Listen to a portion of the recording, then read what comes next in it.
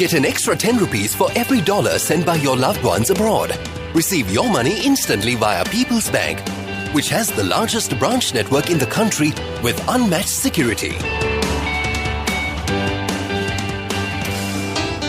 In a few moments, the news. Get an extra 10 rupees for every dollar sent by your loved ones abroad. This is the Sri Lanka Broadcasting Corporation.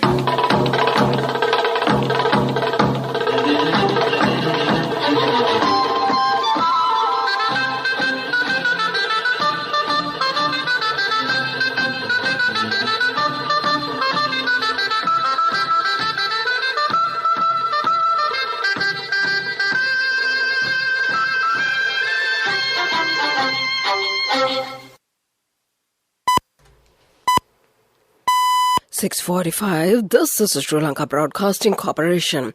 The news edited by Lal Malavarachi and read by Lavana Vijayatunga. First, we take a look at the headlines. All schools will fully function from tomorrow. The entire amount of coronavirus-related vaccines needed for the country has been received at present. State Minister Lasantha Alagiyawanna says that the government hopes to pay compensation for the victims of LP gas-related explosions. The Institute of Chartered Journalists of Sri Lanka will function by June this year. In news overseas, UK records more than 150,000 COVID deaths. And in sports news, Sri Lanka's women's team will leave for Malaysia today. Those are the headlines, and now move on to the details of the local news. All schools will fully function from tomorrow under strict health guidelines. The Ministry of Health said the Director General of Health Services has accordingly granted permission to normalise academic activities in all schools from grade 1 to 13 from tomorrow. Schools are functioning on a staggered basis at present, with schools with large number of students attending classes only in groups. Minister Rambukwella said considerable progress has been made in relation to vaccinating children against COVID-19. Children between the ages of 12 to 15 years are being given vaccination against COVID these days. Teachers and non-academic staff have also had the opportunity to get the vaccines at these centres. Chairman of the State Pharmaceutical Corporation, Dr. Prasanna Gunasena, says that entire amount of corona vaccines needed for the country has been received at present. Over 48.5 million vaccines in various brands have been imported to the country at present. There are ample stock of jabs to be used for the booster dose as well. Ministry of Health says that there is a hesitancy shown by the public towards getting booster dose for COVID-19. It added that it is over an apparent misinformation fueled by the misleading propagandas. Health officials also blame misinformation and ignorance for the unusual level of hesitancy shown towards a booster that wasn't there for the first two jabs. Speaking to the media at the Health Promotion Bureau, President of the Sri Lanka Association of Medicine, Professor Sarath Lekamvasam, said it is mostly the people over the age of 60 that hesitate to get the third dose. According to the ministry, the Pfizer-BioNTech vaccine has been administered to 4.1 million Sri Lankans as their booster jab so far. Professor Sarath Lekamvasam said public was informed and were motivated to get the elderly population jabbed when the vaccine was first available. State Minister Lasantha Alagiyawanna says that the government hopes to pay compensation to the people who have been affected by the incidents of FP gas-related explosions. The State Minister will meet the members of the victimized families tomorrow to understand their grievances. Talks have already been started with Sri Lanka Insurance Corporation in this regard. He further says that supply of domestic gas cylinders will be back in normal within a week. Quality and safety use of the LP gas will also be assured. This is the news from the Sri Lanka Broadcasting Corporation. Get an extra 10 rupees for every dollar sent by your loved ones abroad. And we continue with more local news. Minister of Mass Media Dallas Alaperma says that the Institute of Chartered Journalists of Sri Lanka will function from June this year. The Cabinet has approved a proposal for the establishment of the Mass Media Higher Education, Research and Training Institute in Sri Lanka. The Cabinet has pointed out the need for the establishment of a state-sponsored institution to identify the problems in the field of journalism and to promote and maintain high standards in the field of media education in accordance with the local and international academic standards, it said. Although there are a significant number of students studying journalism, especially in schools, high-quality educational institutes have not yet been established to meet the requirement. Another 580 persons have tested positive for the novel coronavirus yesterday, the Ministry of Health reported. The total number of COVID-19 cases registered in the country thus far stands at 591,231 with the new cases. The number of infected patients currently undergoing treatment meanwhile went up to 9,183. The recovery tally reached 566,936 as 176 more patients were discharged upon recovery yesterday. Further, the COVID-19 death toll in the country moved to 15,112 with 13 new victims. And to conclude the local news, the headlines once again. All schools will fully function from tomorrow. The entire amount of coronavirus vaccines needed for the country has been received at present. State Minister Lasantha Alagiyawanna says that the government hopes to pay compensation to the victims of the LP gas-related explosions. The Institute of Chartered Journalists of Sri Lanka will function from June this year. And that was the local news. Get an extra 10 rupees for every dollar sent by your loved ones abroad. Receive your money instantly via People's Bank.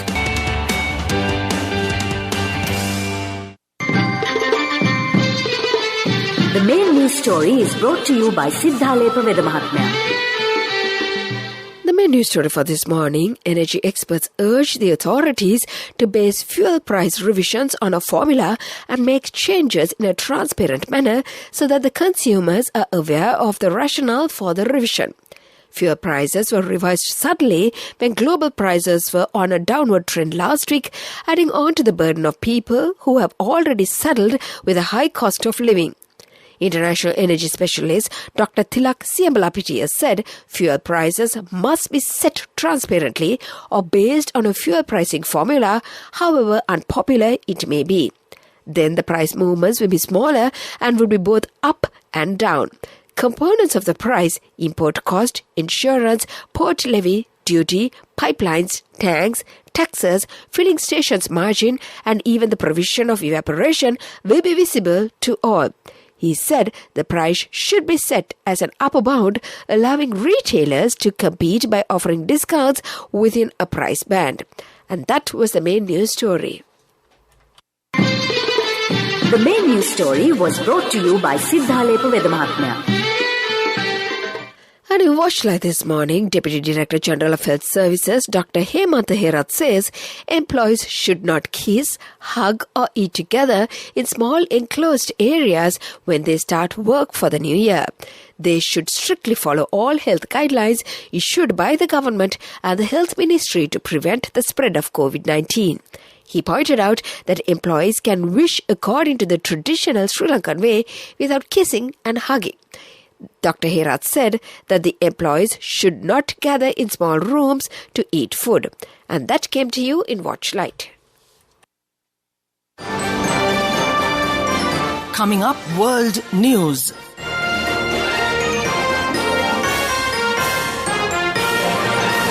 Headlines of the world news. UK records more than 150,000 COVID deaths. Many dead as heavy snow in Pakistan traps drivers in their vehicles. Turkmenistan plans to close its gateway to hell. Those are the headlines, and now more to the details of the world news. More than 150,000 people in the UK have now died within 28 days of a positive COVID test since the pandemic began. A further 313 deaths were reported in the government's daily figures on Saturday, taking the total to 150,057. The UK is the seventh country to pass 150,000 reported deaths after the US, Brazil, India, Russia, Mexico and Peru. A government spokesman said, "Every death from this virus is a tragedy and our sympathies are with everyone who has lost a loved one." At least 21 people have died after heavy snow trapped them in their vehicles in northern Pakistan. As many as 1,000 vehicles became stranded and would-be tourists reportedly rushed to view the winter snowfall in the hilltop town of Mari. A policeman, his wife and 6 children, as well as another family of 5 are among the dead, according to the local emergency services Rescue 1122. The military is attempting to clear the roads and rescue those still trapped. Turkmenistan's president has ordered the extinguishing of the country's gateway to hell, a fire that has been burning for decades in a huge desert gas crater. Garbanguli Perthe Mohammadov wants to put it out for environmental and health reasons, as well as part of efforts to increase gas exports. Mystery surrounds the Darvas crater's creation in the Khartoum desert. Canadian explorer George Couronis examined the crater's depths in the year 2013 and discovered that no one actually knows how it started. The crater is one of Turkmenistan's most popular tourist attractions. And to conclude the world news, the headlines once again. UK records more than 150,000 COVID deaths. Many dead as heavy snowfall in Pakistan traps drivers in their vehicles. Turkmenistan plans to close its gateway to hell. And that was the world news. Development News is brought to you by Let's take all out of the coconut tree and make the island thriving and prosperous. Call our hotline 1928. WhatsApp 070 400 1928. In development news, the Mirigama to Kurnagala stretch of the Central Expressway will be vested with the public on January 15th. The 40.91 kilometer stretch of the expressway will have 4 lanes and 5 interchanges at Mirigama, Nakalagama, Dambokka, Kurnagala and Yaghapitia. It will enable the public to travel around the 40.91 kilometers between the 2 points within 25 minutes. The expressway, which will link Colombo to Kandy, will be a boon for those who travel from Colombo to Kandy, Kurnagala and Dambulla. And that came to you in the segment of Development News. Development News was brought to you by the coconut tree is well grown in almost all the parts of the island. It is an exceptional source of extra income. The shell, the husk and almost all the parts of the coconut tree makes you money, providing you with an excellent extra source of income. It will also help to nourish the economy of the country. You will be guided with all necessary informations regarding the coconut cultivation, with the novel cultivation techniques and all other related and upgraded informations by the Coconut Research Institute, Lunavilla. Call our hotline 1928. WhatsApp 070 400 1928. Moving on to sports news, Sri Lanka's women team will leave for Malaysia today. Sri Lanka's women team will take part in the ICC Commonwealth Games Qualifier 2022, which will commence on the 18th of this month in Malaysia. A squad headed by Chamari Atapattu was approved by the Minister of Youth and Sports, Honorable Namal Rajapaksa, to take part in the qualifiers. That was the sports news. Business news coming up. Cash through NSP globally and win wonderful gifts locally. From October 1st, 2021 to December 31st, 2022. Remit a minimum of $100 or an equivalent amount in any foreign currency 3 times through NSB U Trust. Business News, sponsored by National Savings Bank, the safest place for your money. In business news, Sri Lanka has welcomed 194,495 tourists in the year 2021, down from around 2.3 million in the year 2018 before the pandemic, with 89,506 tourists arriving in December, up from just 393 in the previous year, data from the State Tourism Promotion Office showed. That was the business news, and economic news follows. Business News, sponsored by Cash through NSP globally and win wonderful gifts locally. Will you be the lucky winner of the NSP Golden Jubilee? 50 gold sovereigns for the top prize winner of the NSP Golden Jubilee. Scooters for the 10 second prize winners. iPhones for the 10 third prize winners. Mountain bikes for the 29 fourth prize winners. From October 1st, 2021 to December 31st, 2022. Remit a minimum of $100 or an equivalent amount in any foreign currency 3 times through NSB U Trust. And in economic news, Sri Lanka has liquidated a part of its gold holdings in December 2020 to boost liquid foreign assets in line with the drop in annual foreign reserves holdings, Central Bank Governor Nivad Cabral said, even as a year-end reserves were boosted with a swap from China. The central bank is estimated to have sold about 3.6 tons out of the 6.69 ton of stockpile of gold it had at the beginning of the year 2021, leaving it with around 3 to 3.1 tons of gold. In 2020, also the central bank was able to sell 12.3 tons of gold after starting the year with 19.6 tons of gold. That was economic news and the weather report to conclude. The weather report. And finally, the weather report. There is a possibility of developing a low-level atmospheric disturbance in the southeast of Sri Lanka. Therefore, the showery condition is expected to enhance to some extent over most parts of the island during the next few days. The Met Department says showers will occur at times in the eastern and Uva provinces and in the Mathale, Nuwara Eliya and Hambantota districts. Several spells of showers will occur in the northern and north central provinces. Showers or thunder showers will occur at several places in the western and Sabaragamuwa provinces and in the Galle, Madura and Kandy districts during the evening or night. Fairly heavy showers above 75 millimeters may occur at some places in the Ratnapura, Kaluthara, Galle and Madura districts. Fairly heavy showers above 50 millimeters may occur at some places in the Uva province and in the Ampara, Mathale, Nuwara Eliya and Hambantota districts. And before we conclude this bulletin of news, let's get back to the headlines once again. All schools will fully function from tomorrow.